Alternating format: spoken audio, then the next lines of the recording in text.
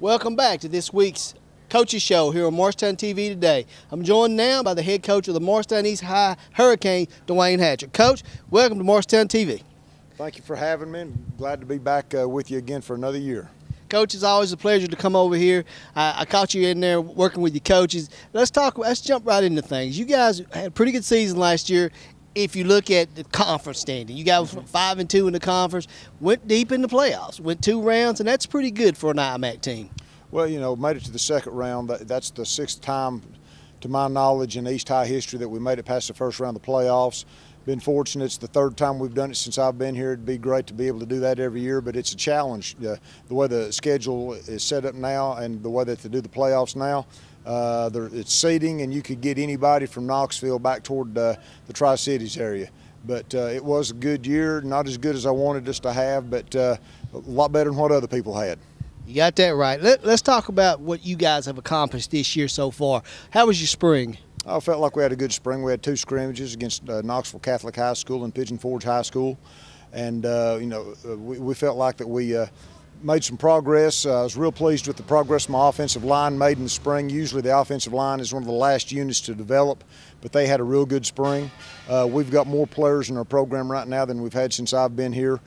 Got 67 some odd varsity players, grades 10 through 12. Got 34 or so freshmen in the program. So we feel like we're getting the numbers, more where we want them to be, and feel like that we're making progress in that regard. And by having more numbers, creates more competition for playing time, which helps you develop your program.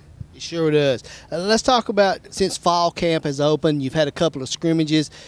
What has stood out?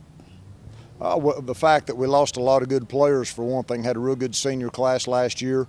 The thing I've been trying to impress upon my current senior class is the fact that they've been in the shadow of those guys, and now they've got a chance to step out and create a name for themselves.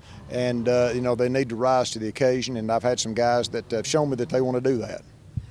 Let's talk about, I know you don't like to grade things, but 1 to 10, give me a number on your offense. When, last year? No, let's talk about this year. This year, we'll know more when we go up against other teams. We've got a real challenge offensively this year. Last year's team set the school scoring record for most points scored in the season and the highest average of points per game in the season. So, that's quite a bit to try to replace. Cody Ricker set the school single season total offense record. T.T. Garrettson was a 3-year starter. But right now where we are, there's no way I could give us a grade. I just know that last Friday night we went down and scrimmaged against Kingston, Clinton, and Webb, and scored against all 3 of them. So we're making progress. We're not where we want to be, but we're, I think, headed in the right direction. Well, because you say you went down and scrimmage, Webb has a pretty good team. How'd your defense stack up against them 2 running backs that Webb's got? We didn't perform the way we want to. We had not prepared for a wing tee. We faced 2 wing tees in that scrimmage. And to really to prepare for that type of a team, it takes several practices, and because you're going to be seeing stuff that you don't see. We don't see a wing tee during the regular season on our schedule, and we've tried to focus on getting ourselves ready. Just basic fundamentals all the way up to that scrimmage, and didn't spend a lot of time in game planning for them. And the one drawback we had, we spent some time looking in the backfield, trying to find the ball instead of reading our keys, and that hurt us some. But had we been playing them in a real game, we would have spent a lot of time trying to prepare for it. But the important thing is we got guys that are playing hard right now. Defensively, they're running to the football. They're trying to buy into what we're doing, and I think when it's all said and done, they'll be ready to play. All right, let's talk about what's coming up this week. You coming up on the 18th. You guys face a pretty good Fulton football team. What do you know about them? Everybody I've talked to said that last year they were predominantly a junior team, which means I get them when they're seniors.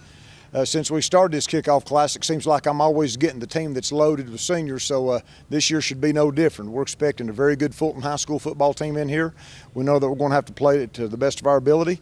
My first 3 years here, we started out each year 1-0, and that's the way we would like to start out this year. It really builds a lot of momentum heading on into the season if you can go through all of that.